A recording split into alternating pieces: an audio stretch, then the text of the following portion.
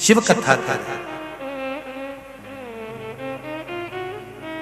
एक दृढ़ता, एक भरोसा और एक विश्वास।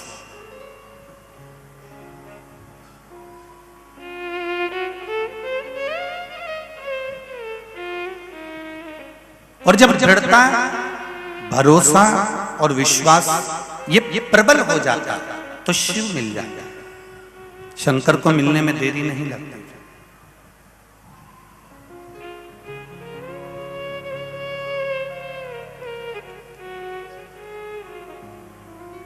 एक ब्रह्मा जी ने भगवान शिव पर विश्वास नहीं करा था तो ब्रह्मा जी को बार बार कष्ट सहना पड़ा था।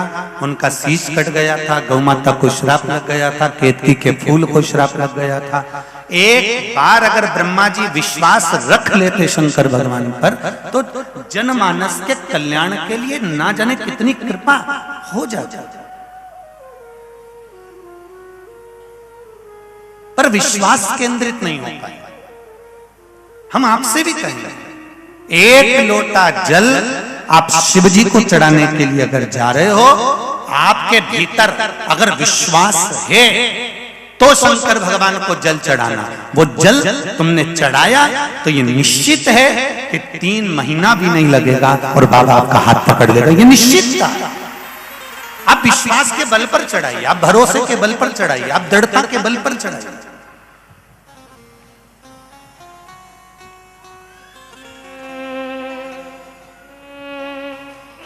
मैंने तेरे ही भरोसे, ओ बाबा तेरे ही भरोसे, हवा बिच उड़ती जावांगी, बाबा डोर हथो छड़ी नाम में कटी जावांगी, भोले मैं तेरी पतन, शंभो मैं तेरी पतन, हवा बिच उड़ती जावांगी,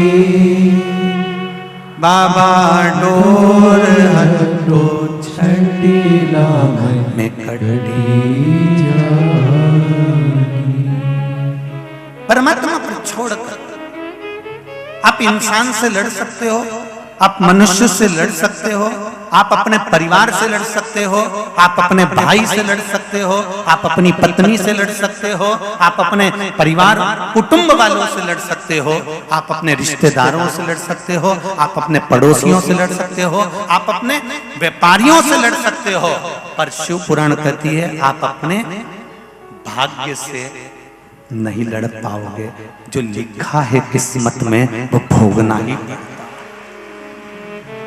जो लिखा ललाट पर उसको भोगना। तो कई लोग कहते हैं जब ललाट पर लिखा है और भोगना ही है तो कथा क्यों सुने? उसका कारण है ललाट पर लिखा उसको भोगना है, पर कथा इसलिए सुनो कि तुम्हारा दृष्टि, तुम्हारा ध्यान, तुम्हारा मन जब परमात्मा के चरणों में चला जाएगा तो ये निश्चित है जो कर्म की गति में लिखा है परमात्मा के सामने प्रणाम करने से, एक लोटा जल चढ़ाने से जो तुम्हारी कर्म गति में लिखा है वो धीरे धीरे धुलता चला जाएगा। शिव उसको सार्थक कर। आप तो एक लोटा जल जब शिव जी के मंदिर में चढ़ाओ तो ये विचार करके चढ़ाना कि हम शंकर भगवान पे जल नहीं चढ़ा रहे। हमने जो अपने ललाट पर जो हमारी कर्म गति में लिखा है, हमारे जीवन में जो दुख लिखा है, हमारे जीवन में जो कष्ट लिखा है, हमारे जीवन में जो परेशानियां लिखी हैं, हम शिव जी पे जल चढ़ा रहे हैं। पर वो जल से हम अपनी कर्म गति को धो रहे हैं। हमने जो ललाट पर लिख कर रखा है, अपने जीवन में जो दुख तकलीफ कष्ट लिखा है उसको हम धो रहे हैं। शंकर भगवान पर एक लोटा जल चढ़ाकर हम अपनी कर्म गति को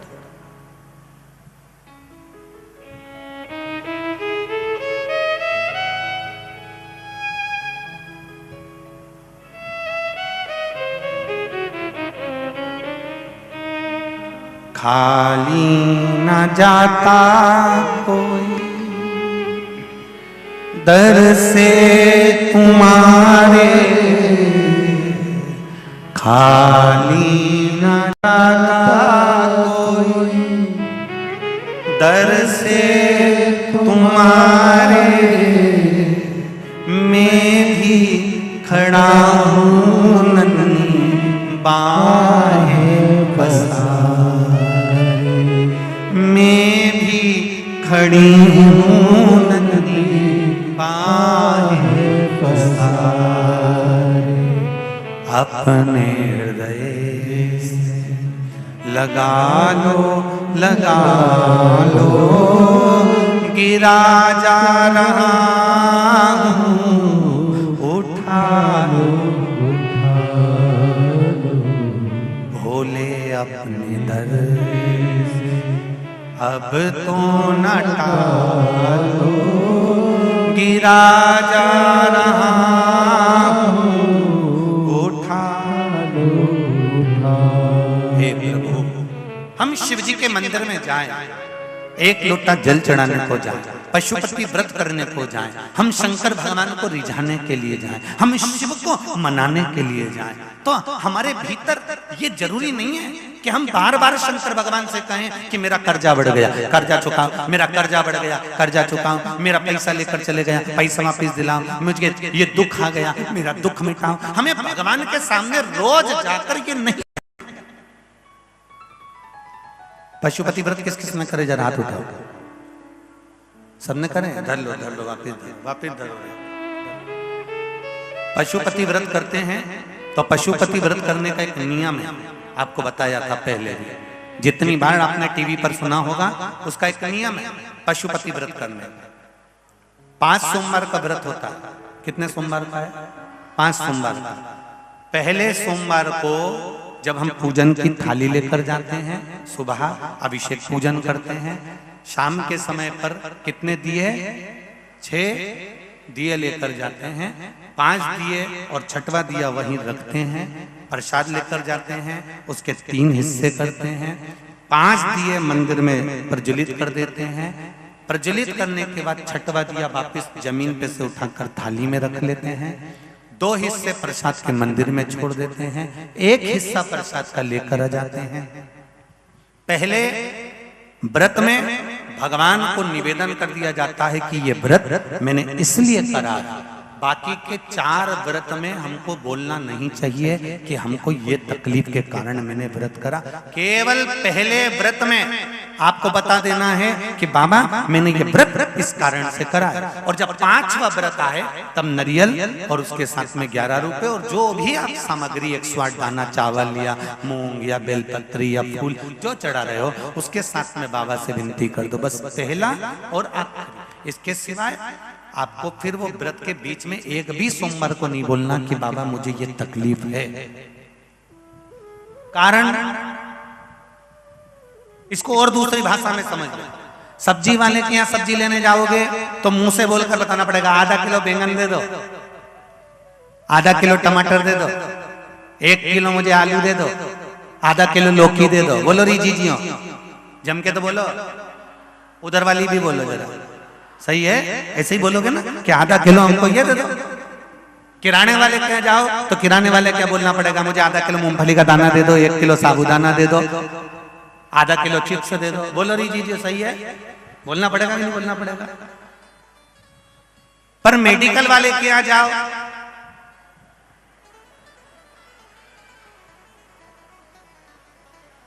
बोलना पड़ेगा।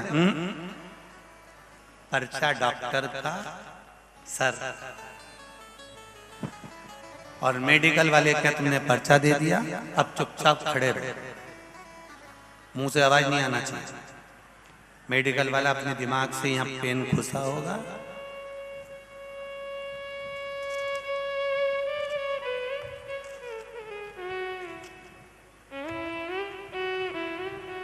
चार या 5 तरह की दवाई निकाल के रख देगा, लिफाफे में रखेगा और तुम्हारे हाथ में बिल पकड़ाएगा, ये ले जाओ।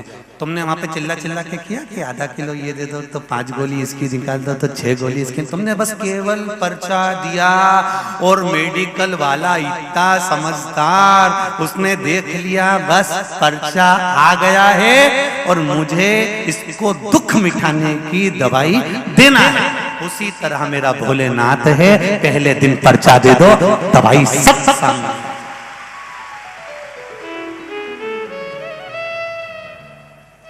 शिव जी का मंदिर सब्जी की दुकान नहीं है, आधा किलो टमाटर दे दो।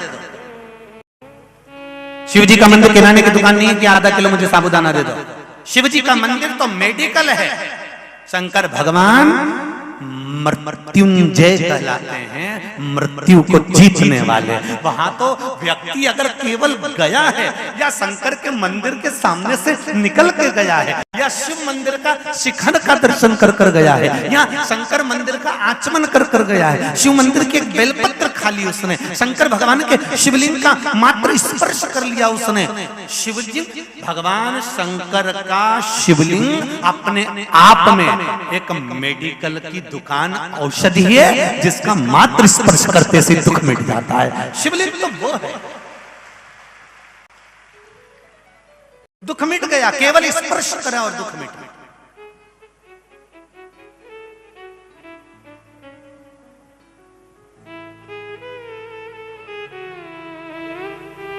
शंभु शरणे पड़ी मांगू घड़ी घड़ी दुख काटो दया करी न दर्शन।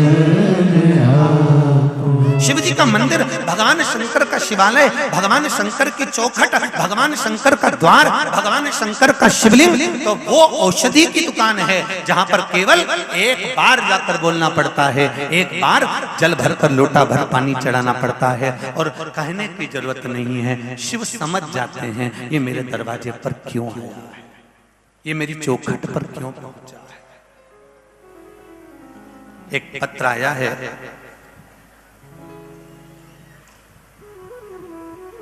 वंदना संजय सिसोदिया महाराष्ट्र सिरपुर से आए हैं। जहां बैठे हो हाथ हिलाइएगा। आप ही हैं? श्री शिवाय नमस्तुभ्यम, दोनों हाथ हिला दो। जिस बच्ची की आंख में सरिया घुसा था वो बेटी आई है साथ में? नहीं आई है। इसमें आपने लिखा है, मैं वंदना संजय सिसोदिया शिरपुर से आई हूं। मेरी भतीजी 7 वर्ष की छत पर से खेल रही थी, खेलते खेलते उसकी आंख में सरिया चला गया, आंख पूरी तरह से डैमेज हो गई। डॉक्टर ने कह दिया ये आंख से दिखेगा नहीं। ऑपरेशन की तैयारी हो गई, 50,000 रुपए डॉक्टर ने ऑपरेशन का बोला। बाद में डॉक्टर ने कहा कि इसकी कोई गारंटी नहीं है, आंख नहीं आएगी ये निश्चित है क्योंकि सरिया पूरी आंख में जा चुका है।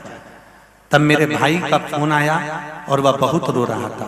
तब मैंने कहा कि श्री शिवाय नमस्तुभ्यम का निरंतर जाप करो और 1 लोटा जल शिव जी को चढ़ाओ। डॉक्टर को दिखाओ मना नहीं है, दूसरी जगह ले जाओ। आरोही के दादा दादी चाचा चाची तुरंत उसके घर के पास शिव मंदिर पहुंचे और उन्होंने 1 लोटा जल चढ़ाया और शंकर भगवान का श्री शिवाय नमस्तुभ्यम का जाप किया और शिव जी को कहा कि माता पिता ने कहा कि हमारी आरोही का आंख ठीक होगी, शिव मंदिर में आएंगे और बाबा एक बेलपत्री के साथ में जैसा कहा है उसी के अनुसार हम नेत्र भी समर्पित करेंगे। बाबा की कृपा ऐसी हुई, ऑपरेशन की तैयारी थी पर डॉक्टर ने कहा कि एक चेकअप करते हैं। उस चेकअप में दवाई डाली गई और दवाई डालते से बेटी की आंख वापिस आ गई, ऑपरेशन नहीं करना पड़ा। ये शिव है, बैठिए बहन, श्री शिवाय नमस्तुभ्यम। ये औघड़ी है। उस बेटी की आंख का फोटो भी दिया है जिसमें आंख में सरिया गया था और दूसरा फोटो भी लगाया गया है जो सरिया निकलने के बाद बेटी ठीक हुई। श्री शिवाय नमस्तुभ्यम। ये औघड़ी है, मेरा शंभू, मेरा शंकर।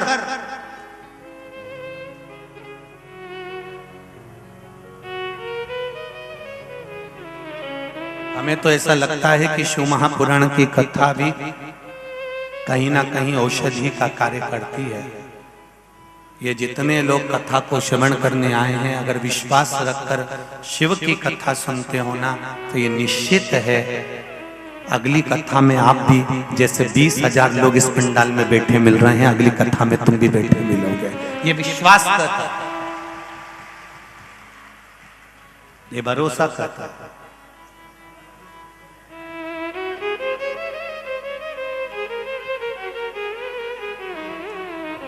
ये मेरा शंभू, ये मेरा शंकर का करुणा करता है।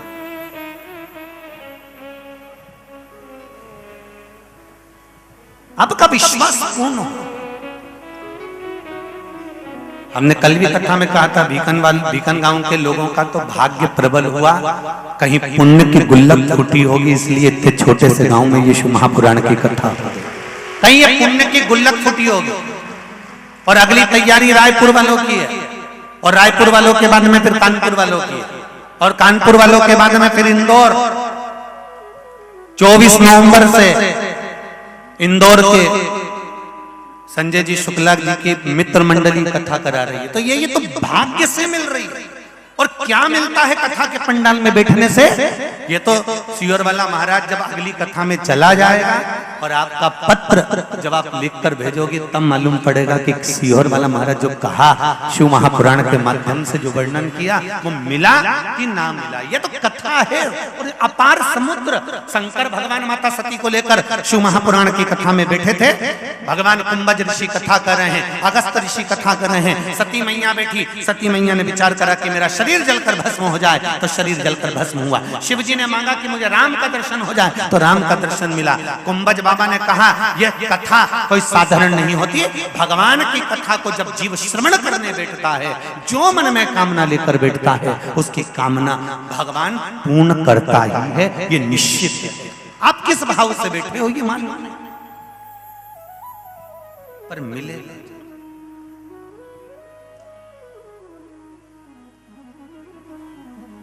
बस आप दिल से उसको पुकार, दिल से भगवान शिव के मूल मंत्र का स्मरण। जिस मंत्र के बल पर जीव का आनंद सुख प्राप्त होता है, ऐसे शिव को नमन करते हुए अपनी जगह पर बैठकर बड़े आनंद के साथ भगवान शिव से अपने हृदय की बात इस व्यासपीठ के सम्मुख में आनंद के साथ, जितने लोग आस्था चैनल पर सुन रहे हैं, जितने फेसबुक यूट्यूब पर सुन रहे हैं, वो टीवी के सम्मुख में आनंद के साथ भगवान के मूल मंत्र का जाप करेंगे। श्री शिवाय नमस्तुभ्यं, श्री शिवाय नमस्तुभ्यं, श्री शिवाय नमस्तुभ्यं, श्री शिवाय नमस्तुभ्यं, श्री शिवाय नमस्तुभ्यं। भोला सब दुख काटो मारा, ओ भोला सब दुख काटो मारा। शिव शंकर जपूं तेरी माला, भोले बाबा जपूं तेरी माला। भोला सब दुख काटो मारा, भोला सब दुख काटो मारा। भगवान शिव से प्रार्थना। आप दुनिया से लड़ सकते हो, पर भाग्य के आगे आप लड़ नहीं सकते। भाग्य लिखने वाले ने लिखा, बनाने वाले ने बनाया, पर शिव महापुराण की कथा कहती है अगर लिखने वाले ने लिखा है तो आपकी भक्ति के बल पर, आपके भजन के बल पर इस भाग्य की लेखनी को भी काटा जा सकता है।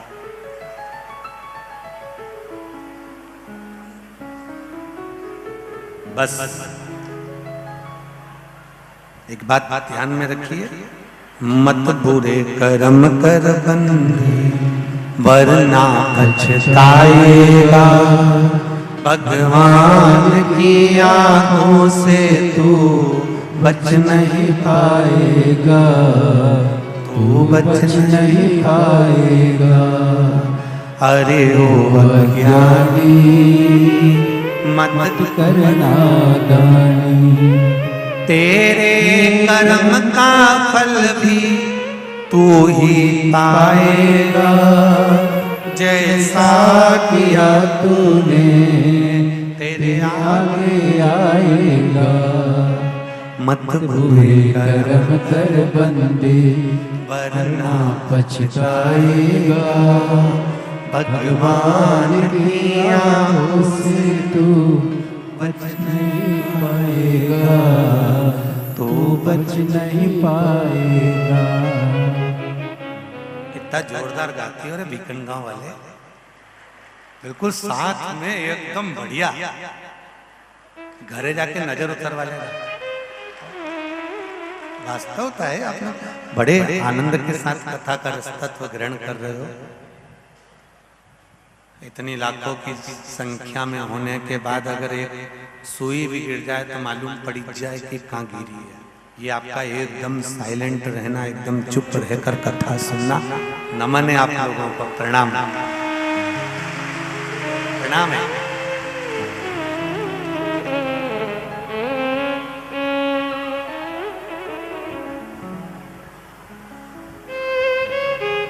कोई कह रहा था सीहोर वाले गुरुजी के साथ में तो जितने भी श्रोता आते हैं ना, ये सब पोटला पोटली वाले हैं। सब बेग भर भर के लिए आते हैं, पोटला पोटली बांध बांध के, और खूब शोर मचाते हैं। उनसे निवेदन है, दो पर भरोसा भारी है, एक त्रिशूलधारी और एक पोटलाधारी।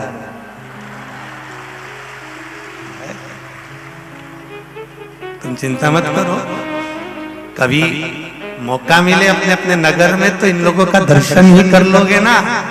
हम कई बार कथा में कहते हैं, शिव भक्त की ना निंदा सुनना ना निंदा करना, और अगर मंदिर भी ना जा सको तो शंकर के जो भक्त होते हैं ना, उनका केवल दर्शन कर लेना, उतने में ही आनंद हो जाएगा। तो इनका तो दर्शन ही मूल है, उतने में ही आनंद की अनुभूति। बहुत शिव कथा कह रहे हैं, भगवान शंकर का चरित्र कराए। ब्रह्मा जी को विश्वास जागृत नहीं हुआ था, माता सती के मन में विश्वास जागृत नहीं हुआ था, इसलिए इनकी गति थोड़ी सी गड़बड़ हो गई। अगर विश्वास जागृत हो जाता तो ये निश्चित है कि परमात्मा कुछ ना कुछ अच्छा कर जाता। हमारे ललाट का देंगे मौका, बैठो बैठो बैठो। अपने ललाट पर जो लिखा हुआ, उस ललाट का लिखा हुआ, हमारी कर्म गति का लिखा हुआ, हमारे भजन के माध्यम से, तब साधना के माध्यम से, भगवान की अविरल भक्ति के माध्यम से ही काटा जा सकता है, केवल भक्ति के माध्यम से। उसके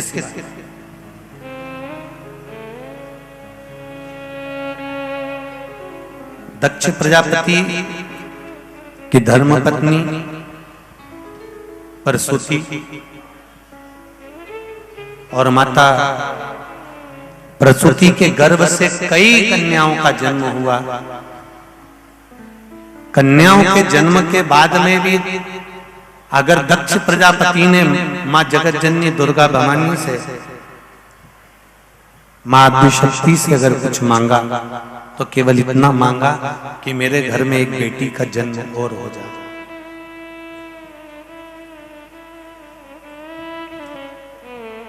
एक बेटी का जन्म और हो जाए। एक बात अपने जीवन में उतार कर रखिए, जिन माता पिता ने हमको जन्म दिया है, जिन माता पिता ने हमको पैदा किया है, उनसे कभी अपेक्षा मत रखो कि इनकी दौलत भी हमको चाहिए। दूसरा, जिस पिता ने अपनी बेटी का कन्यादान किया है, जिस बाप ने, जिस पिता ने अपनी बेटी, जिसको पाल पोस कर बड़ा करा, उस बेटी को तुम्हारे हाथ में दे दिया, उस पिता से ये अपेक्षा मत रखो कि ये दहेज बहुत देगा।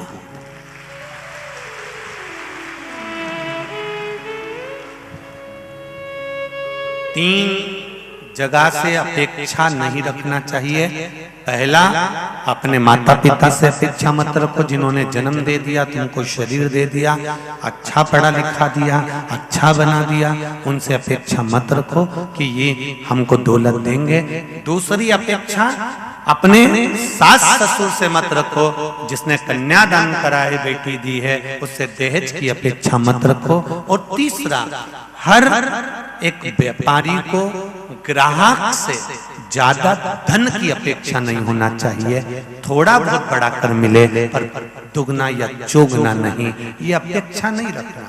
अपेक्षा अगर लेने की रखना है तो शिव महापुराण की कथा कहती है कि जिस शंकर के मंदिर में आप एक लोटा जल चढ़ाने के लिए जा रहे हो, अपेक्षा मेरे महादेव से रखना, सब कुछ वो देंगे।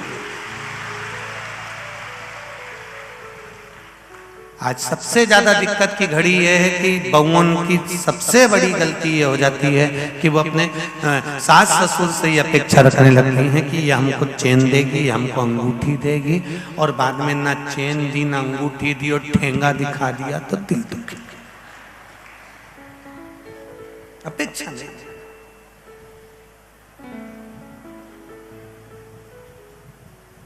ब्याह करने जाओ, बेटा बेटी का अगर विवाह करने जा रहे हो, बेटा बेटी का अगर विवाह करने के लिए जा रहे हो, अपेक्षा मत रखना कि बहुत दहेज मिलेगा।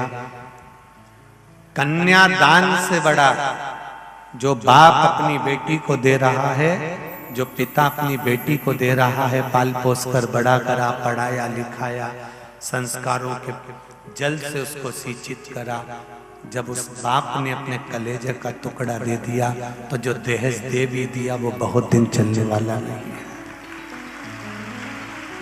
बहुत दिन नहीं चले।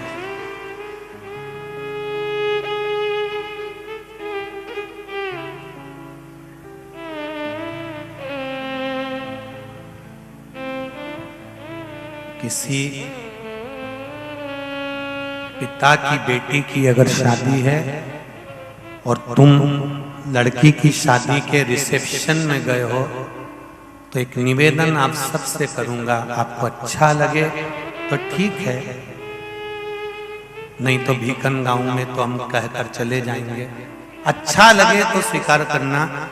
किसी पिता के घर में अगर बेटी का विवाह है और उसके घर के रिसेप्शन में तुम पहुंचे हो, शादी में तुम पहुंचे हो, तो थाली में झूठा छोड़ने से पहले विचार जरूर करना कि उस बाप ने कितनी मेहनत कर कर कमाया होगा, तब यहां लगाया।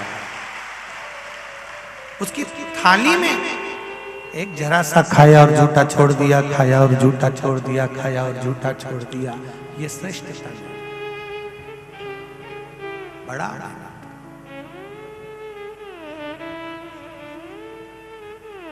आज कथा तो आपको दिख रही है कि ये कथा हो रही है भीकन गांव में, पर जैसे एक पिता अपनी बेटी के लिए कितना जोड़ता है, करता है, उसी तरह जैसे कथा दिख रही है, शादी दिखती है, ऐसे महिला मंडल से कोई पूछे 2 साल 1.5 साल पुरानी ये कथा, 2 साल पुरानी ये कथा ली हुई, कब से तैयारी कर रहे होंगे, कब से लगे हुए होंगे। जरा पिता माँ अपनी बेटी के लिए क्या नहीं करती है।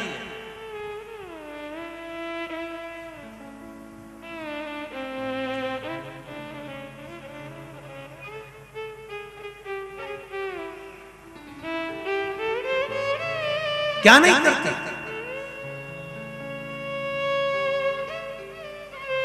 खुद कपड़े नहीं पहनती अच्छे, जो साड़ी अच्छी मिलती है वो पेटी के अंदर रख देती है। छोरी की शादी करूंगे ना, उसमें काम आएगा। जिस दिन लड़की का जन्म होता है उस दिन से माँ जो भी रकम लाती है वो 50 बार विचार कर कर लाती है कि मेरी बेटी के देने के काम आएगा। या तो बहू के देने के लिए लाएगी या बेटी को देने के लिए लाएगी। खुद अपने लिए कुछ ऐसी व्यवस्था नहीं करती कि मेरे लिए मैं पहने। अपेक्षा मत रखो। जिस माता पिता ने हमको ये शरीर दिया है, जिस माता पिता ने हमको पढ़ा लिखा कर बड़ा किया है, जिस माता पिता ने अपने व्यापार पर लाकर बिठा दिया है, जिस माता पिता ने नौकरी लगवा दी है, जिस माता पिता ने हमें कमाने के लायक बना दिया, उस माता पिता से यह अपेक्षा मत रखना कि पिता मुझको जायदाद का हिस्सा देंगे, मकान में से एक हिस्सा मेरा होगा, जमीन का हिस्सा मुझे मिलेगा, ये टुकड़ा मुझे मिलेगा, ये प्लाट मुझे मिलेगा, मम्मी की रकम मुझे मिलेगी, चूड़ी मिलेगी, अंगूठी मिलेगी, चेन मिलेगी। ये अपेक्षा न रखें, बल्कि ये अपेक्षा रखें कि हमारे माँ बाप जब तक जिंदा हैं इनकी कैसे सेवा कर लें कि मरते मरते तक आशीर्वाद देकर चले जाए, हमारा जीवन सार्थक है। हमें उनसे धन की अपेक्षा नहीं रखना।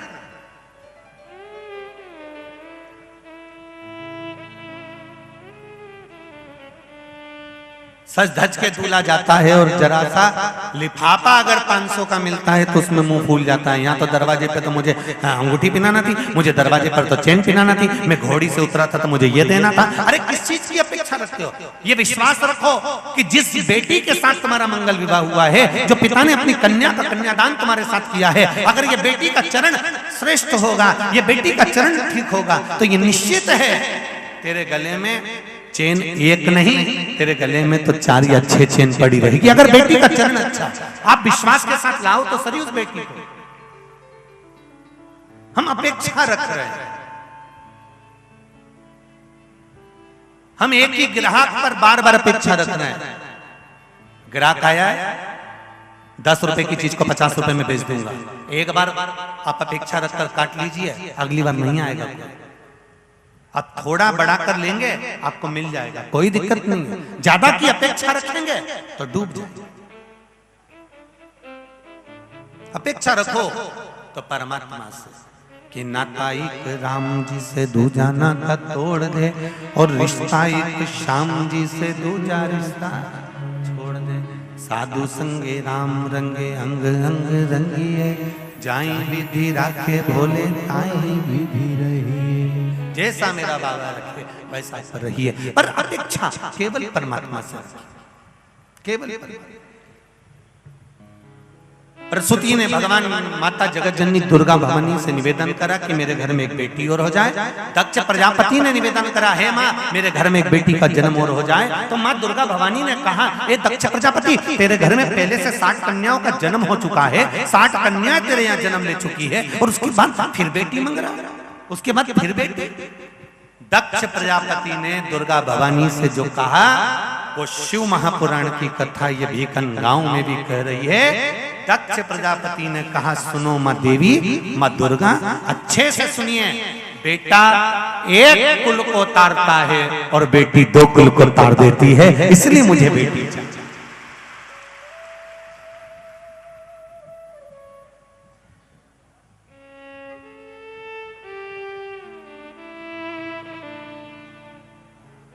आज कहने में पीछे नहीं हटूंगा, भीकन गांव की धरा से।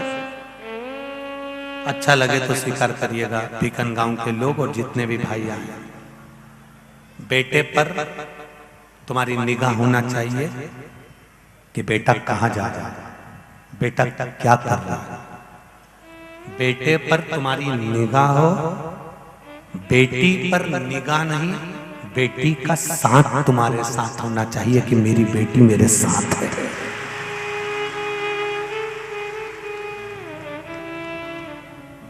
कहां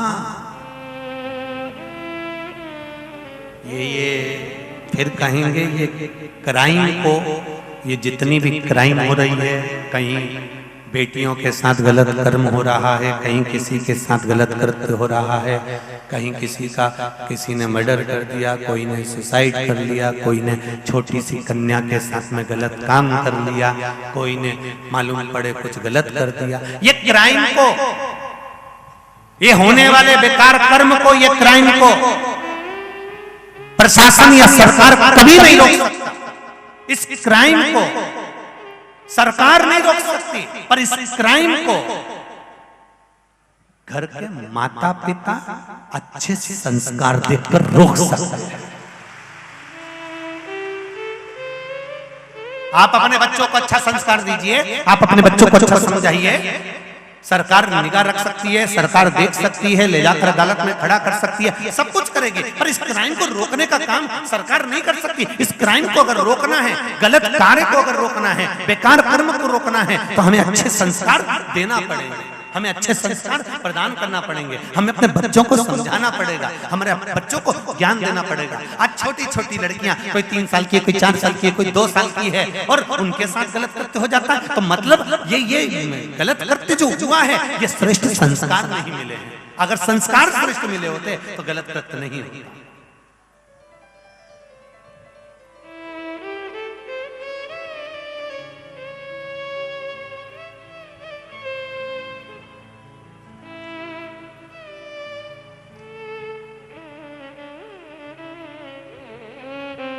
बेटियों की सुरक्षा की जिम्मेदारी खुद बेटियों को भी लेना पड़ेगा।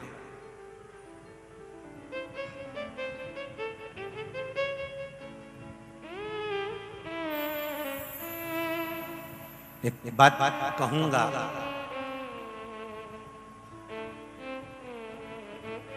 किसी की सामर्थ्यता नहीं हो सकती।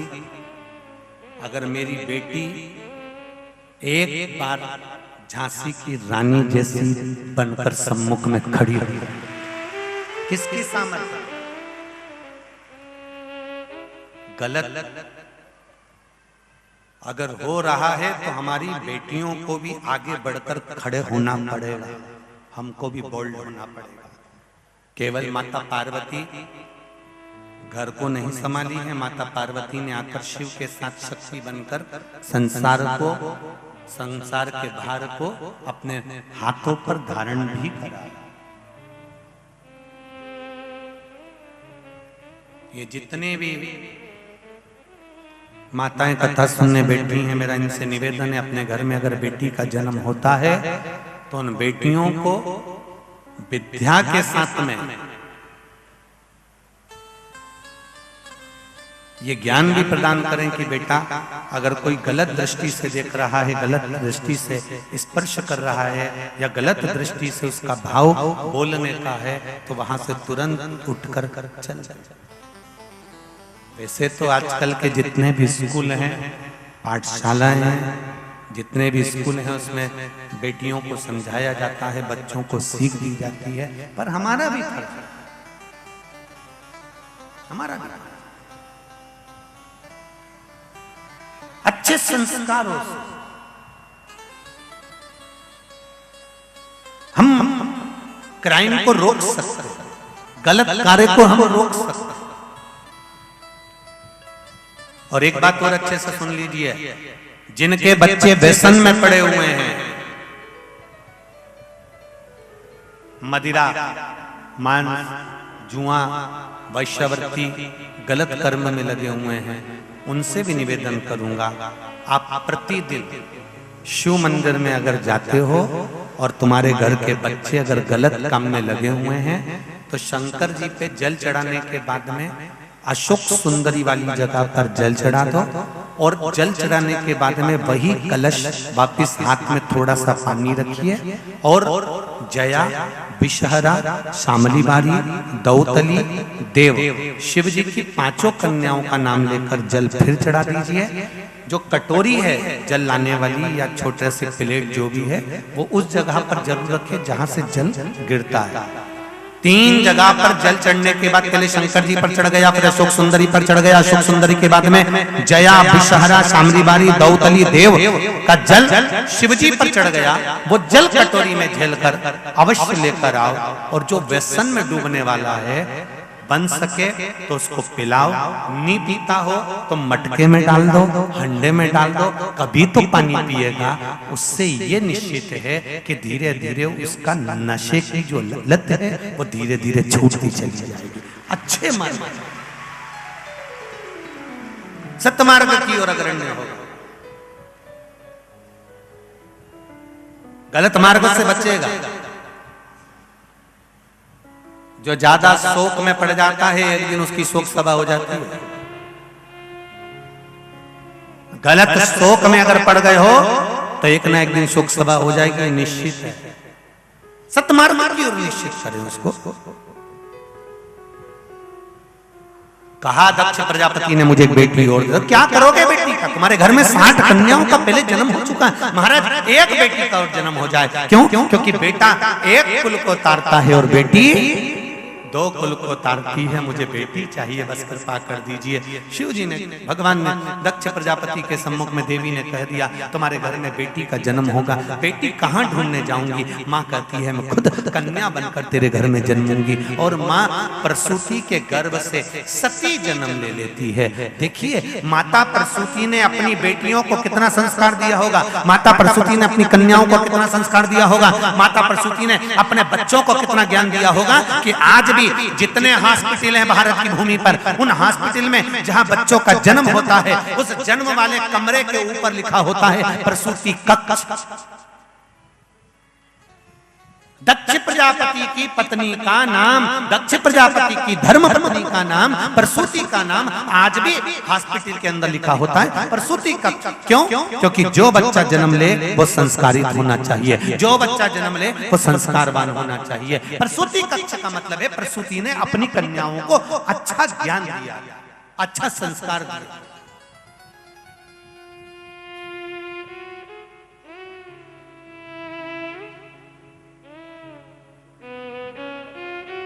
खूब पढ़ाओ बेटियों को, खूब पढ़ाओ बेटों को, दिल से पढ़ाइए। जितनी आपकी कैपेसिटी उसके अनुसार पढ़ाइए, खूब दिल से पढ़ाइए।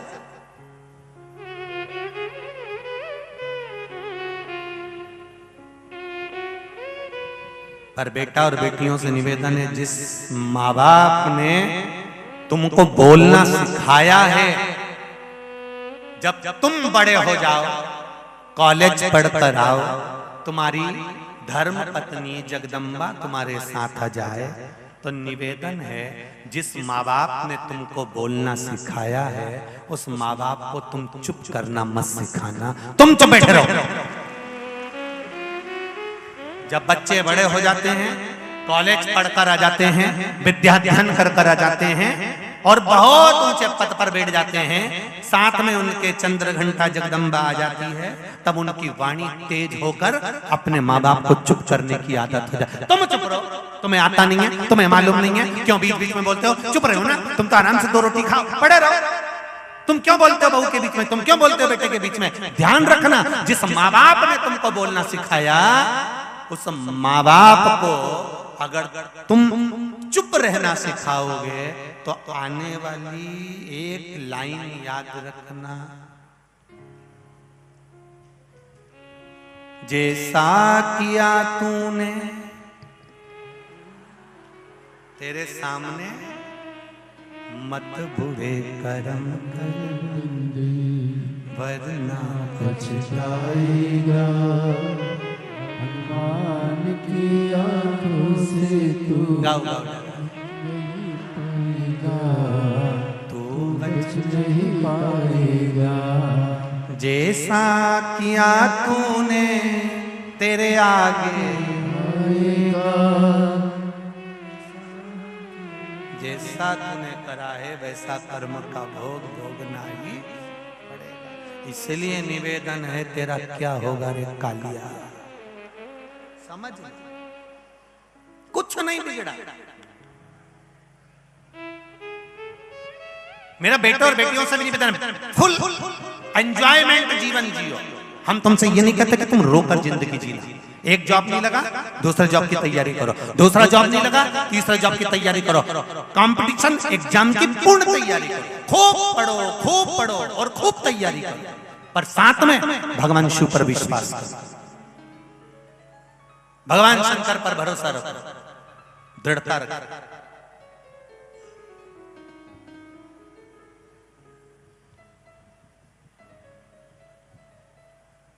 जब भरोसा, दृढ़ता, विश्वास बढ़ जाएगा, जैसे पत्र में लिखा था कि नेत्र में सरिया चले गया उसके बाद भी भगवान, एक पत्र और आया है,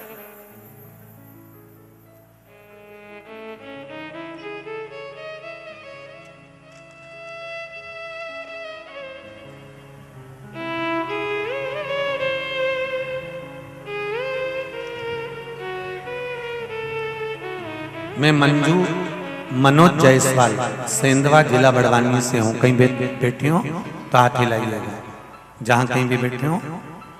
मैं मंजू मनोज जायसवाल, सेंधवा, जिला बड़वानी से हूँ। कहीं बैठे हो तो हाथ हिलाइएगा। आप ही हैं? दोनों हाथ हिला दो एक बार। श्री शिवाय नमस्ते। दोनों हाथ हिलाकर बोलो श्री शिवाय नमस्ते। मैं मंजू मनोज जायसवाल, सेंधवा, जिला बड़वानी से हूँ। अप्रैल 2022 में मेरे जेठ के नाक से इतना ब्लड आ रहा था कि हम लोग 1 महीने से काफी परेशान थे। बहुत सारे डॉक्टरों को बताया, फिर भी कोई आराम नहीं हुआ। डॉक्टर ने ऑपरेशन करने का बोल दिया। फिर मेरे पास में कुबेरेश्वर धाम का सीहोर का रुद्राक्ष पड़ा था। रुद्राक्ष दिया और उस रुद्राक्ष का पानी पिलाने को बोला। रुद्राक्ष के पानी की महिमा ऐसी रही गुरुजी कि भोले बाबा की कृपा से वो ठीक हो गए और ऑपरेशन नहीं कराना पड़ा। हम बाबा को धूप लगाने के लिए आए हैं। श्री शिवाय नमस्ते। अब ठीक है वो? ऑपरेशन तो नहीं कराया ना? ठीक हो गए? श्री शिवाय। अच्छा, साथ में आई हैं वो भी आपको। श्री शिवाय नमस्ते। हर हर। बैठिए। शिव कृपा।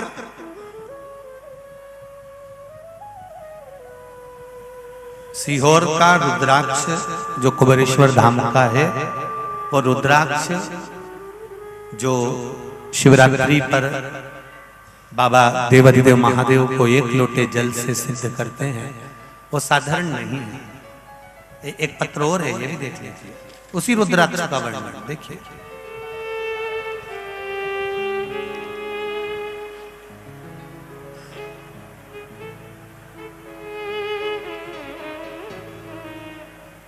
मैं निशा वर्मा, पति ओम प्रकाश वर्मा, ग्राम निमाड़ खेड़ी, बागरदा की रहने वाली हूँ। कहीं बैठी हो तो हाथ हिलाइए।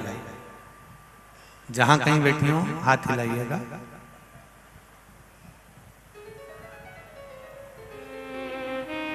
मैं निशा वर्मा, पति ओम प्रकाश वर्मा, ग्राम निमाड़ खेड़ी, बागरदा की रहने वाली हूँ। गुरुजी, भोले बाबा का क्या बखान करूं। लड़की 13 वर्ष की है, वो नवोदय स्कूल में पढ़ती है। एक बार हलछट वाले दिन पहली बार रात को 9:30 बजे उसको अचानक पेट में दर्द हुआ और अपनी बहन के वहां बड़वाह गई हुई थी। वहां हम दोनों बहनों को कुछ समझ में नहीं आ रहा था कि हम क्या करें। बहुत रात हो चुकी थी। तभी पड़ोस में से एक लेडी मेरी बच्ची के रोने की आवाज सुनकर रुद्राक्ष का पानी लेकर आई। हमने वह पानी पिलाया और उसके आधे घंटे बाद मेरी बच्ची को आराम तो लग गया, पर बाद में वापिस पेट दर्द होने लगा। फिर सुबह वापिस पेट दर्द हुआ। हमने डॉक्टर को दिखाया और सोनोग्राफी करवाई तो उसमें मालूम पड़ा कि उसके पेट में 2 पथरी हो गई है। एक साइड में 7 mm की और दूसरी 5-3 की। डॉक्टर ने कहा दवाई से नहीं गलेगी, ऑपरेशन कराना पड़ेगा और ऑपरेशन यहाँ नहीं होगा, इसको इंदौर ले जाइए। यह सुनकर हम बहुत घबरा गए और उसी दिन मैं उसके इंदौर ले गए और आपके बताए अनुसार 9:15 वाला जो उपाय है रात्रि को करने वाला, वो उपाय हमने किया। कुंदकेश्वर महादेव का रुद्राक्ष का जल शिव को चढ़ाकर पूजन कर उस जल का पानी देना प्रारंभ करा। बाबा की कृपा ऐसी हुई गुरुदेव कि बच्ची को जब हम डॉक्टर को चेक कराने के लिए लेकर गए तो डॉक्टर ने कह दिया कि इसकी एक पथरी तो गल गई है और दूसरी बची है, तो दवाई से ठीक हो जाएगी, आप चिंता ना करें। ये शिव है। कई लोग कहते हैं कुबेरेश्वर धाम का रुद्राक्ष अभी वितरण नहीं हो रहा है। आपसे भी निवेदन है, आप सीहोर रुद्राक्ष के लिए ना जाएं, क्योंकि वहां पर अभी व्यवस्थाएं नहीं हो पा रही है, इसलिए रुद्राक्ष वितरण बंद है। और प्रयास करेंगे जितना जल्दी हो सके। वैसे तो हमको लगता है कि अब रुद्राक्ष वितरण, अब तो अगला रुद्राक्ष उत्सव आ जाएगा शिवरात्रि के टाइम, तो प्रयास करेंगे अगर अभी नहीं मिल पाया तो रुद्राक्ष उत्सव तक मिले। पर रुद्राक्ष साधारण नहीं है। रुद्राक्ष किडनी हो, लीवर हो, कैंसर हो, ब्लड प्रेशर हो, शुगर हो, पथरी हो, सबके लिए रुद्राक्ष का स्मरण हो। मना नहीं है, पर थोड़ी व्यवस्थाएं नहीं हो पा रही ना, इसलिए आप लोगों को वितरण नहीं हो पा रहा। होगा तब ऐसे ही व्यासपीठ से आप लोगों को सूचना दे दी जाएगी कि इस तारीख से इस तारीख तक बट रहा है, आप आओ। मना नहीं है, रुद्राक्ष बांटने में हमें कोई दिक्कत नहीं, परंतु व्यवस्थाएं नहीं है। अब यहाँ तो कितने कार्यकर्ता लगे हैं, अग्रवाल ये नागेश्वर महिला मंडल के इतने कार्यकर्ता, भोजन में कार्यकर्ता, यहाँ व्यवस्था वहाँ व्यवस्था में इतना कार्यकर्ता लगे रहते हैं। अब हम लोग कथाओं में लगे रहते हैं, उतनी व्यवस्था वहाँ हो नहीं पाती। तो जहाँ बाबा चाहेगा, अगर अभी नहीं मिल पाए तो प्रयास करेंगे कि जो अगला रुद्राक्ष उत्सव है उसमें मिले, पर मिले जरूर आपको। बिना रुद्राक्ष के रखेंगे नहीं, सब आपका है, सब आपको समर्पित है, ये निश्चित है, ये निश्चित है। शिव कथा कर रहे, ओगरदानी की कथा कर, बेटी का जन्म हुआ, सती मैया प्रकट हुई, शिव की भक्ति में माता सती लगी रही। शिव भक्ति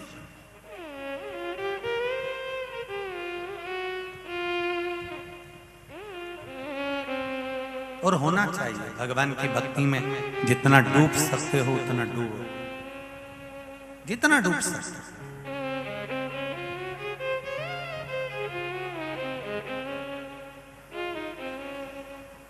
पेट पाप करवाता है और पीठ उसका बोझ ढोती है।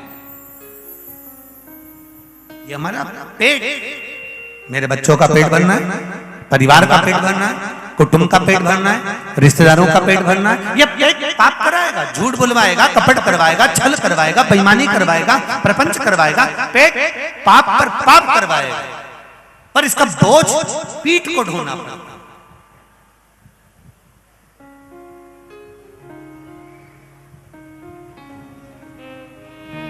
पर शिव महापुराण की कथा एक बड़े सुंदर संवाद कहती है।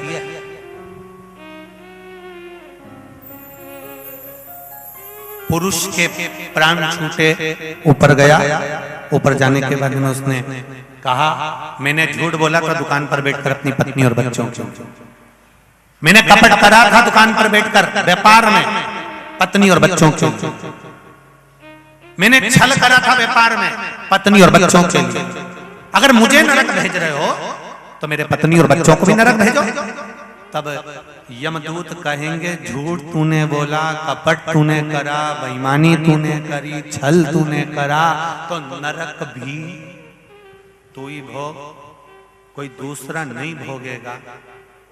मेरा एक थोड़ा सा निवेदन प्रत्येक माताओं से है कि आपके पति बहुत मेहनत करते हैं, दिन भर दुकान पर रहते हैं, नौकरी में रहते हैं, सर्विस पर रहते हैं, काम करते हैं।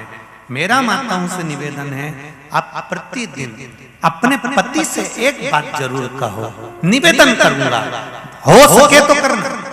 अपने पति से एक निवेदन जरूर करो कि नौकरी पर जाने से पहले, दुकान पर जाने से पहले, व्यापार पर जाने से पहले, बिजनेस करने से पहले एक काम करा करो। सवेरे तुम स्नान कर कर आओ, भले कपड़ा पहनो, बाद में पहनो, तैयार हुए नहीं हुए, एक लोटा पानी धर्म पत्नी का फर्ज है, मटके में से भर के उसके हाथ में पकड़ा दे और के पास के मंदिर में जाकर चढ़ा कर जाओ। उसकी जिंदगी से, उसके पास में नहीं है समय, उसके पास में इतना समय नहीं है कि वो मंदिर जा सके, उसके पास में इतना समय नहीं है कि वो तुम्हारे अनुसार चल सके, पर तुम्हारे लिए कमा रहा है, तुम्हारे बच्चों के लिए कमा रहा है। तुम तो भोग का आनंद ले लोगे और आनंद से जिंदगी जी लोगे, पर जवाब उसको देना है। कम से कम रोज एक लोटा पानी अगर वो शंकर जी के मंदिर में चढ़ाएगा तो तुम भी अपनी जिंदगी को खुश रहकर जी सकोगे कि मेरा पति भी धर्म में लगा। घर के छोटे छोटे बच्चे हैं, उनको एक लोटा जल पकड़ाइए, जाओ बेटा स्कूल जाने से पहले। वैसे तो मेरे को विश्वास है कि बीकन गांव के भी छोटे छोटे बच्चे जल चढ़ा रहे होंगे, चढ़ा रहे हैं कि नहीं चढ़ा रहे? चढ़ा रहे ना। वैसे तो विश्वास करता है कि छोटे छोटे बच्चों को भी स्कूल जाने से पहले एक लोटा जल दीजिए, सारी समस्या का हल केवल एक लोटा, कहीं नहीं भटकेगा। क्या करेगा वो एक लोटा जल? आप बच्चों को पढ़ा सकते हो, आप बच्चों को लिखा सकते हो, आप बच्चों को अच्छी ट्यूशन दे सकते हो, आप बच्चों को कलेक्टर एसपी सब बना सकते हो, पर बच्चे का भाग्य आप नहीं बना सकते। बच्चे का भाग्य जो एक लोटा जल उसने चढ़ाया है, ये निश्चित है वो एक लोटा जल उसका भाग्य बना देगा, भाग्य बनाएगा। आपका विश्वास, आपकी दृढ़ता, आपका भेजो शिव मंदिर, सबको भेजो। शिव कथा कर, सती मैया ने भगवान शिव की आराधना करी, कुंभज बाबा के यहाँ कथा सुनी, मन नहीं लगा, चित्त नहीं लगा। कुंभज बाबा ने सती मैया को प्रणाम कर लिया था। वक्ता, कथा कहने वाला, कथा सुनने वाले को प्रणाम इसलिए करता है क्योंकि वक्ता से बड़ा श्रोता होता है। वक्ता का क्या काम है? आया है तो 3 घंटा कथा कहना ही है, और श्रोता कितनी जल्दी आकर जगह संभालना, बैठना, घर परिवार छोड़कर कथा में बैठना, तो वक्ता से बड़ा श्रोता होता है। और श्रोता इसलिए भी बड़ा होता है क्योंकि श्रोता जमीन पर बैठता है। जो जमीन पर बैठता है, जिसके पास में जमीन होती है, लोग उसको जमींदार कहते हैं।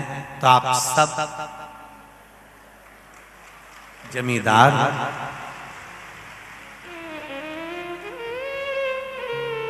और कथा बचने वाला ये 4 पाए की चौकी पर बैठता है, इसलिए वो चौकीदार कहलाता है। जमींदार में और चौकीदार में एक ही अंतर है कि जमींदार तो जमींदार है, उसका मन लगेगा तो बैठेगा, नहीं तो उठ के चले जाएगा। कई कई जमींदारों की मर्जी होती है तो जेब में से निकाल के मल भी लेते हैं, वो तो जमींदार है। और जैसे ही महाराज भजन गाए तो फटकी भी दे, और जैसे ही महाराज जी ने बोला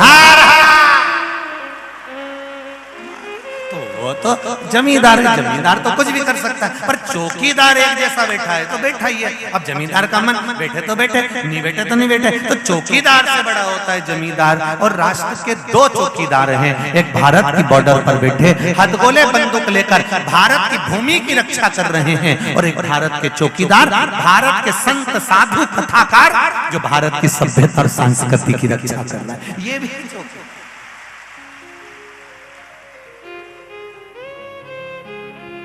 सती मैया को अच्छा नहीं लगा, वापिस आई, परीक्षा ली राघव जी की, घर आई, शिव जी ने मन से त्याग कर दिया। पिता के घर यज्ञ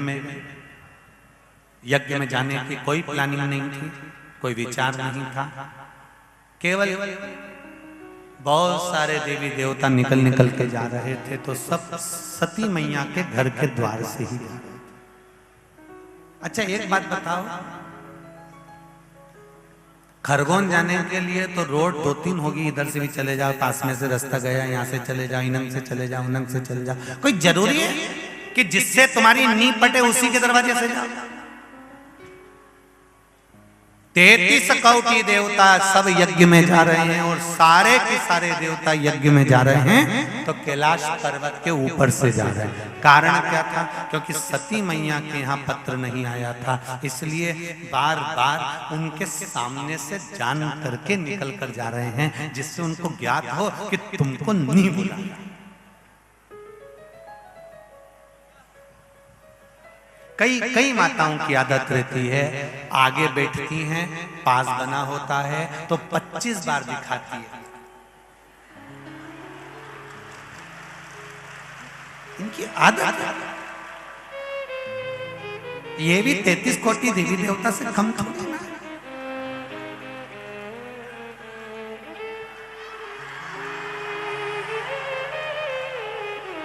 जय हो, समझ गया हो, समझ गया। वो पास टंगा है तुम्हारे पास में, बैठने के लिए व्यवस्था दी है, मना नहीं है, पर ये जरूरी है कि यही टांगा पड़े तो फिर दिखाए, फिर अंदर जाए, जरूरी है कि दिखाए। शंभु स्थान पर बैठकर भगवान शिव के मूल मंत्र का स्मरण करें। कार्तिक का महीना, भगवान शंकर से प्रार्थना, मां नर्मदा जी का तट, भगवान शिव से कहें अपने हृदय की बात, बाबा मेरे मन की अभिलाषा को पूर्ण करें। भक्ति का संचार करें, हृदय में भक्ति दें आपके चरणार बिंदु। श्री शिवाय नमस्तुभ्यं, श्री शिवाय नमस्तुभ्यं, श्री शिवाय नमस्तुभ्यं, श्री शिवाय नमस्तुभ्यं, श्री शिवाय नमस्तुभ्यं। भोला सब दुख काटो मारा, ओ भोला सब दुख काटो मारा। शिव शंकर जपो तेरी माला, भोले बाबा जपो तेरी माला। भोला सब दुख काटो मारा, ओ भोला सब दुख काटो मारा। शिव कथा कह रही है। माता सती शिव जी के मना करने पर भी यज्ञ में पहुंच गए और सती मैया यज्ञ में पहुंची। सबका स्थान था पर अपने पति का कोई स्थान नहीं देखा।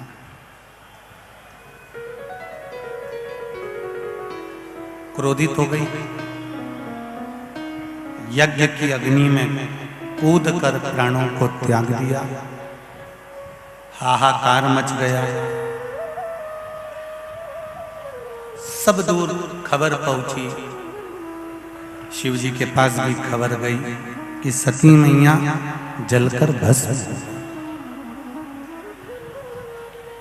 ध्यान दो जरा, सती मैया को अगर प्राण त्यागना ही थे तो कहीं और जाकर प्राण त्यागते, पर सती मैया ने प्राण त्यागे तो यज्ञ की अग्नि में प्राण त्यागे।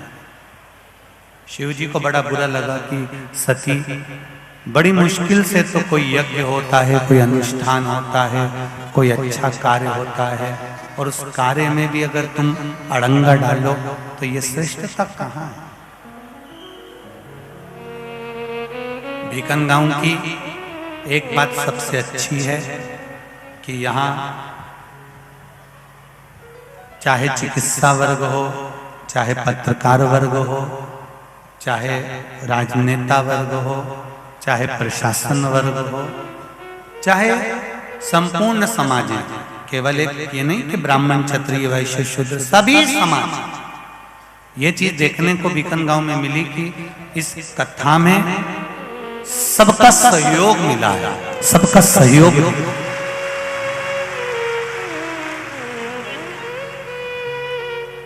और सबसे ज्यादा सहयोग जिनके हाथ में कलम दी गई है पत्रकारिता की, एक एक पत्रकार बंधु ने अपनी कलम का सही उपयोग करा है, उसके लिए एक बार जोरदार ताली बजाएं सभी पत्रकार बंधु।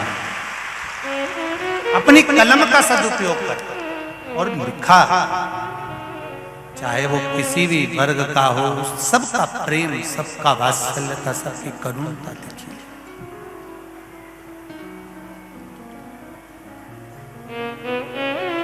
और प्रश्न जब अपने नगर की बात का आए तो एक होकर आगे बढ़ना चाहिए, यही हमारा शिव महापुराण का वर्णन करता है। आगे बढ़ो, एक होकर बढ़ो। सती मैया तुमने गलती करी जो यज्ञ की अग्नि में प्राणों को त्यागा, अगर और कहीं प्राण त्यागती तो चल जाता, पर सती तुम यज्ञ की अग्नि में कूदकर प्राणों को त्यागी हो, ये तुम्हारे अच्छी बात नहीं है। जब कोई अच्छा कार्य हो रहा हो, श्रीमद् भागवत हो, रामायण हो, गीता हो, शिव पुराण हो, यज्ञ हो, अनुष्ठान हो, कोई समाज वर्ग में कोई अच्छा काम हो रहा हो, किसी भी समाज का कोई भी अच्छा काम हो रहा हो, बन सके तो उसमें आगे बढ़कर हाथ लगाकर आगे बढ़ाओ, टांग अड़ाकर कार्य को रोकने का प्रयास ना किया जाए। ये चीज का स्मरण भगवान शिव ने सती को समझाया। सती तुमने गलती कर दी, सती मेरा श्राप रहेगा तुमको। सती तुम यज्ञ की अग्नि में कूद कर प्राणों को त्यागी हो, एक अच्छा काम हो रहा था उसमें तुमने अड़ंगा डाला है, इसलिए तुम्हारा अगला जन्म कोयल का होगा। तुम इतनी जल्दी मुझे प्राप्त नहीं कर सकती, तुम कोयल बनकर जगत में घूमोगी। सती ने हाथ जोड़ लिए, मेरी मुक्ति कैसे होगी? शिव जी ने कहा, जब 2 आषाढ़ पड़ेंगे और 2 आषाढ़ पड़ेंगे, जब अधिक मास पड़ेगा आषाढ़ का, उस समय पर कोकिला व्रत पड़ेगा। उस कोकिला व्रत में तुम मेरी आराधना करना, तुम मेरा अनुष्ठान करना। बीच में शिवरात्रि पड़े, उसका स्मरण करना। मैं स्वयं तुम्हें कोयल की योनि से मुक्त करूंगा और तुम पार्वती बनकर फिर मुझे प्राप्त कर लोगी। ये कोकिला व्रत की महत्वता है।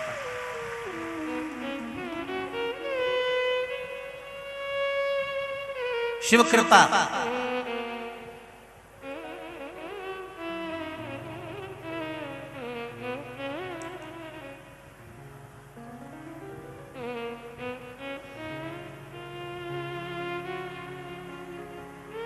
कितना सुंदर बात कही।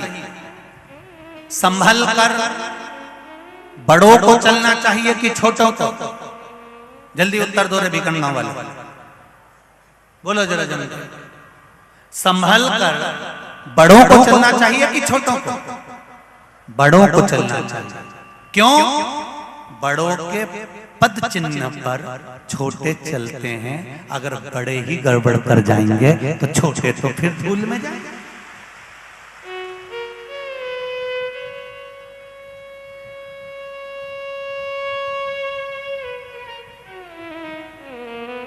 जितनी बात कहकर बड़े बड़े कथाकार, बड़े बड़े संत, साधु, सन्यासी, तपस्वी, साधक, उपासक, बड़े बड़े सिंहासन पर बैठने वाले जितनी बड़ी बड़ी बात कहते हैं, सबसे पहले जनता को संवारने से पहले, भक्तों को संवारने से पहले बड़े संभल कर चलेंगे तो छोटे खुद समझ जाएंगे। जितना कहो पहले अपने ऊपर भी अमल करो, तब दूसरे को ज्ञान प्रदान करो। पहले समझने की जरूरत अपने को है, पहले बड़ों को समझने की जरूरत है कि हम कैसे संभल कर चलते। आज ज्ञान देने के लिए तो कोई भी ज्ञान दे देगा साहब तुमको कि तुम ऐसा करो वैसा करो, पर खुद को भी तो करना पड़ेगा। आप अगर मंत्र जाप कर रहे हो तो दूसरे से कह सकते हो कि श्री शिवाय नमस्तुभ्यम मंत्र के जाप का फल क्या है? जिसने जपा होगा उसने कहा होगा। आप जपोगे तो ही तो कह सकोगे। एक भिकन गांव की बेटी ने पत्र लिखा, देखिए। मैं भुवनेश्वरी चौहान, रहवासी भिकन गांव। कहीं बेटी हो भुवनेश्वरी जी? आप ही हैं? श्री शिवाय नमस्तुभ्यम। मैं भुवनेश्वरी चौहान, रहवासी भिकन गांव की हूँ। आपकी कथा निरंतर सुन रही हूँ, मंदिर भी जाती हूँ, एक लोटा जल भी चढ़ाती हूँ। गुरुजी, मेरे चाचा जी भोपाल में हॉस्पिटल में वेंटिलेटर पर 20 दिन से हैं। मेरी मम्मी और मैंने पहले दिन जब शिव महापुराण की कथा यहाँ चालू हुई भिकन गांव में, तो हम एक ही बात लेकर बैठे कि गुरुजी कहते हैं कि 3 महीने में रिजल्ट आता है, सही बाबा सुनता है। तो बाबा 3 महीने तो बहुत दूर है, मेरे चाचा जी की तबीयत खराब है। मैं पहले दिन कथा में बैठी हूँ और चाहती हूँ कि इसका रिजल्ट आए। और पहले दिन की कथा सुनते समय बाबा से प्रार्थना करी और पहले दिन की कथा सुनकर मैं घर पर जाकर पहुंचे और मेरे बड़े पापा को फोन किया तो बड़े पापा ने कह दिया कि चाचा जी को वेंटिलेटर से हटा दिया गया है।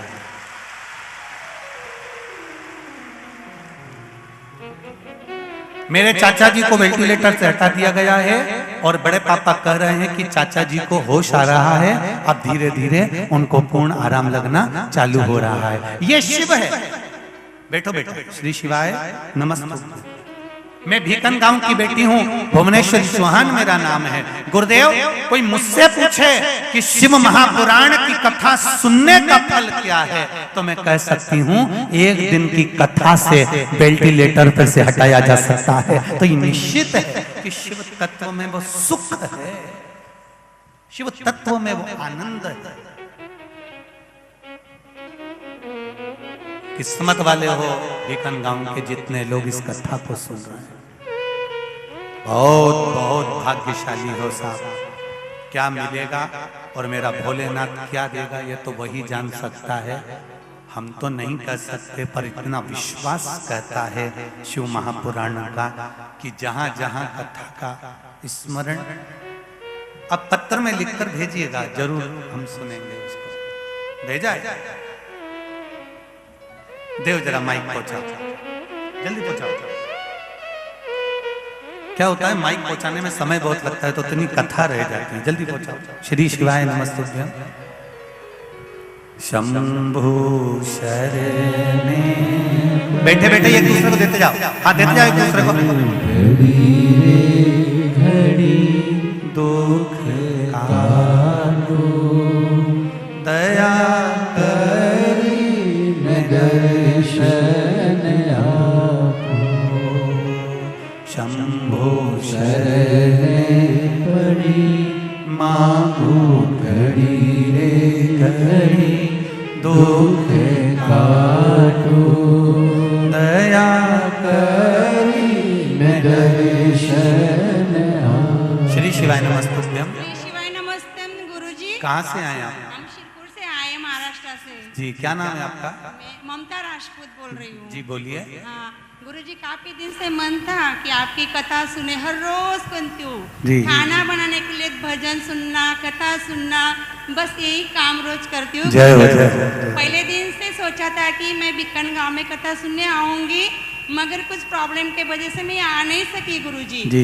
आज तो ऐसा आना हुआ कि मेरे बेटे का बर्थडे है आज। जी बधाई आपको। आपको निवेदन करना चाहती हूँ गुरुजी कि मेरे बेटे को आपके पास आने दो, व्यासपीठ पर जरूर आशीर्वाद दे दो। जरूर जरूर बस यही बोलना है बात। जरूर। श्री शिवाय नमस्ते। नमस्ते। बैठिए विराजिए। आपके बेटे को भेज दीजिए, जरूर मैं कार्यकर्ताओं से कहूंगा जरूर आए। श्री शिवाय। शंभु शरणे मांगो घड़ी दुख काटो दया करी मैं दर्शन आपो। शिव कृपा होती ही है। आप दिल से, हृदय से, चित्त से, मन से भगवान की भक्ति का स्मरण तो करो, सुने। शिव कथा कह रहे हैं। कोयल के रूप में सती मैया का अवतार हो गया, कोयल बनकर भ्रमण करती रही मां सती। और कोयल बनकर जब माता सती भ्रमण करती रही, घूमती रही माता, और माता सती जब कोयल बनकर भ्रमण करती रही, घूमती रही, समय आया, अधिक मास का महीना आ गया, 2 आषाढ़ पड़ गए, कोकिला व्रत पड़ गया। और कोकिला व्रत जब 2 आषाढ़ पड़े तब शिव जी की आराधना में सती मां डूब गई। शिव आराधना में डूब गई। और शंकर भगवान की आराधना में सती मां जब डूबी, कहते हैं कोयल क्या आराधना कर सकती है? जरा समझिएगा, जितने भी भक्त यहाँ कथा सुन रहे हो, जितने टीवी पर सुन रहे हो और जितने मोबाइल पर सुन रहे हो, एक पक्षी क्या आराधना कर सकता है? कोयल ने क्या आराधना करी? अपनी चोंच में जल को भरा और वो जल लेकर शिव जी के मंदिर तक पहुंची है। पंख पर जल लगाकर शंकर को समर्पित करने पहुंची है। पंख पर जल। क्या हुआ? अधिक मास के अंतर्गत बड़े भाव से जब शिव की भक्ति का रस तत्व प्राप्त हुआ, तब भगवान शंकर ने कोयल की योनि से मुक्त कर दिया सती को, और सती मैया हिमालय राज के घर में मैनावती के यहाँ प्रेम से पार्वती के नाम से विख्यात हो गई। बोल पार्वती माता की। पार्वती के रूप में उनका जन्म, पितरों की कन्या है।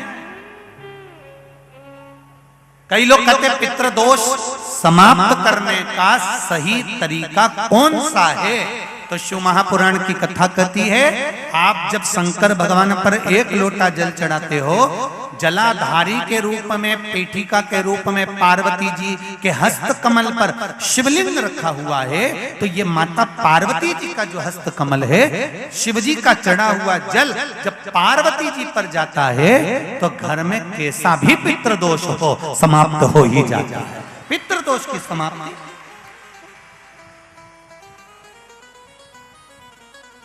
कैसा भी पितृदोष वो समाप्त हो जाता।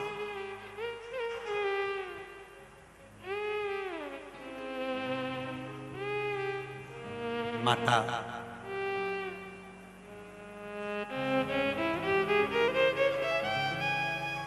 पार्वती जी का प्रागट्य हुआ, जन्म हुआ, और पार्वती जी के जन्म के बाद में देवऋषि नारद का आगमन हुआ। देवऋषि नारद ने आकर पार्वती जी के भाग्य की सराहना करी और कह दिया कि इनके भाग्य में जो पति लिखा है, तो नग्न वैशधारी, भस्मी रमाने वाला, जटा जूट बांधने वाला, जटाएं पहनने वाला पति मिलेगा। मैनावती ने विचार कर लिया कि मैं अपने पुत्री का विवाह नहीं करूंगी। तब देवऋषि नारद ने समझाया, अगर ये सारे अवगुण किसी गुणवान व्यक्ति में हो, तो आपको विवाह करने में पीछे नहीं हटना चाहिए। फिर विवाह करने में पीछे ना, ठीक है। विवाह की ठानी, और विवाह की जब ठानी, तब किसके साथ विवाह किया जाए? शिव जी के साथ। पर हिमालय राज ने तो विचार कर लिया था कि भगवान विष्णु के साथ बेटी को ब्याहना है।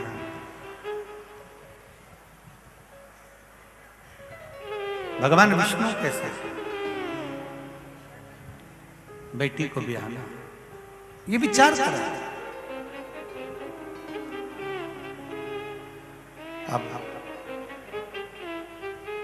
कोई भी एक पिता होगा, बेटी के विवाह के लिए ये विचार करता है कि जब भी इसका विवाह हो तो अच्छे परिवार में, अच्छे घर में, अच्छे कुल में हो।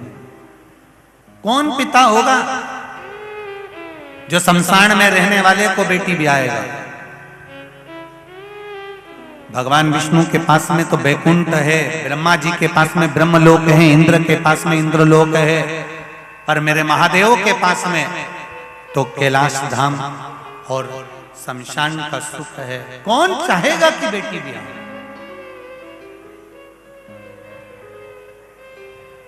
पर शिव पुराण एक बात बहुत अच्छी कहती है कि बेटी के लिए पेट्रोल पंप या 4 व्हीलर गाड़ी या बहुत बड़ा बंगला मत देखो। बेटी के लिए जिस लड़के के साथ लड़की का विवाह कर रहे हो, वो लड़के का नेचर कैसा है, व्यवहार कैसा है, वो काम कर सकता है, मेहनत कर सकता है कि नहीं कर सकता है, वो बेटी से स्नेह कर सकता है कि नहीं कर सकता है, आपकी बेटी को सुखी रख सकता है कि नहीं रख सकता। धन देखने से ज्यादा बेटी को सम्मान दे पाएगा कि नहीं दे पाएगा, वो देखो। मेरे शिवजी ने यही प्रसंग वर्णन। आज के समय में हम धन देखते हैं, दौलत देखते हैं, संपदा देखते हैं, पर बेटी सुखी रहेगी कि नहीं रहेगी ये नहीं देखते। गाड़ी देखा, बंगला देखा, पेट्रोल पंप देखा, धन देखा, दौलत देखी, सत्ता देखी, पर बेटी वहां सुखी है कि नहीं वो ना देखते। पर बेटी सुखी है कि नहीं, हिमालय राज ने विचार कर लिया, बेटी मैं शिव जी को दूंगा और भोलेनाथ दूल्हा बने, पार्वती जी दुल्हन बनी, शंकर भगवान बने, पार्वती जी बनी और सुंदर शिव और पार्वती का मंगल विवाह हो रहा है। वो बेटा आया क्या? वो बेटा आया क्या जिसका जन्मदिन के लिए माता ने माइक लिया था? कहाँ है वो बेटा? आजा, भेजो भेजो। शिव पार्वती आ रहे हैं, जोरदार ताली बजाकर स्वागत करें। भगवान शंकर का मंगल विवाह। कल देव उठनी एकादशी है। जो लोग शिव महापुराण से वंचित हैं उनसे निवेदन है कल की कथा अवश्य श्रवण करें, भाव भक्ति के साथ श्रवण करें और अपने जीवन को धन्य बनाए, सार्थक बनाए। शंकर पार्वती का एक बार जोरदार ताली बजाकर स्वागत करें। भगवान शिव पार्वती आए हैं, यजमान परिवार आकर शिव पार्वती का मंगलमय आनंदमय पूजन करेंगे। जयमाला हो रही है, पार्वती जी के हाथ में माला, शिव जी के हाथ में माला, भगवान शंकर जी के गले में माता पार्वती जयमाला दे रही हैं। जोरदार ताली बजाकर स्वागत करिए। बोल काशी विश्वनाथ भगवान की